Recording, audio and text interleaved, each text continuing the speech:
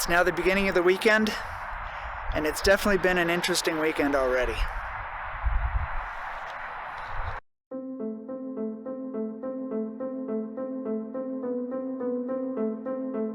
So for those of you that have been following our practice during this whole COVID-19 situation, we are decelerating, really. In other words, as a practice, yesterday, Friday, was our last day of normal business, and then starting Monday, we will be only seeing emergency care. We'll still be answering our phones and the chat service on our website and text, of course, so we'll be able to support you in that way. But we're all trying to do our best at the social distancing situation, and I think we're doing a pretty good job as a community.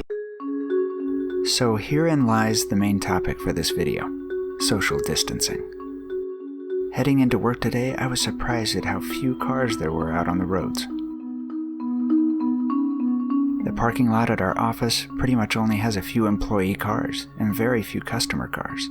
So this is the main road by our office, and you can see it's just completely dead. There's hardly anybody out here when this time of day would actually be extremely busy.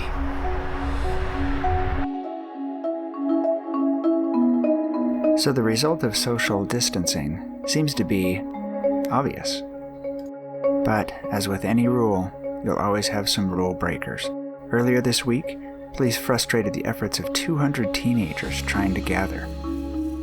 The police said the teenagers were packed 5 to 10 in a car when they told them to go home. It's probably stories like these that prompted Salt Lake City Mayor Aaron Mendenhall to sign a proclamation yesterday for people to stay home, by law. You could get slapped with a Class B misdemeanor, a $1,000 fine, and 6 months in jail. In fact, while I was filming in the parking lot, I came across some of our guests sitting in their car, waiting to patronize another business close to us. Once they found out the topic of my video, they wanted me to make sure and mention that just because you self-quarantine in your home doesn't mean that you can invite everyone else over to your home. It doesn't work like that. So maybe we'll be better about social distancing if we understand the facts and science of infecting each other with a deadly disease. So to start off, the virus that we're dealing with is called SARS-CoV-2. This is the virus that leads to coronavirus disease, or what we call COVID-19. So let's start with some facts that might drive home the reason why we need social distancing. For example, when someone is infected and they cough, that virus can stay suspended in the air for 3 hours. 3 hours. Now, if that infected person coughs into their hand and then touches something else, that virus can stay viable, in other words, contagious, for up to 3 days. 3 days! I think we all understand social distancing. There's no need to Google it. We all know that it's staying 6 feet away from anybody else. So if those facts about the virus with 3 hours and 3 days isn't concerning enough for us, let's talk about the timeline of being infected. We'll start with when a person is first infected or exposed to the virus. During the incubation phase, the individual has no symptoms whatsoever. The coronavirus can actually incubate for 2 to 14 days. The next phase is prodromal phase. This is a shorter phase, and it's oftentimes when the person just maybe starts feeling a little ill, but yet not really realizing that they're ill yet. The next phase is when the individual really starts feeling the effects of the illness. The symptoms increase, and it gets worse and worse each day.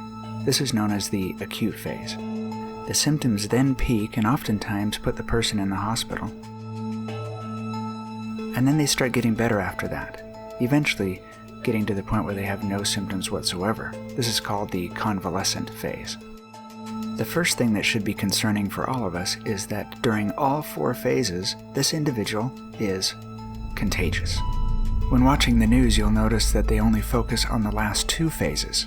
Somebody gets sick, gets hospitalized, and then gets better. These are also the phases that businesses and people tend to rely on to determine if somebody is actually sick. Checking their fever, for example, is a symptom which happens in the acute and convalescent phases. The problem is that you can tell in these phases if somebody's sick. They're coughing, they've got a fever, or other symptoms. But here's the real scary part. It's the first 2 phases. For a significant number of days after exposure, that individual is actually contagious. Not just while they're having symptoms, but even before they're having symptoms. All it takes is for you to come in contact with that person even though they show no signs of being sick, and now you're sick. With COVID-19, one person that's sick has the possibility of passing that on to 4 to 5 people. This explains why so many people get sick so quickly when there's an outbreak, and when people are not social distancing. So there you have it. This is why social distancing works.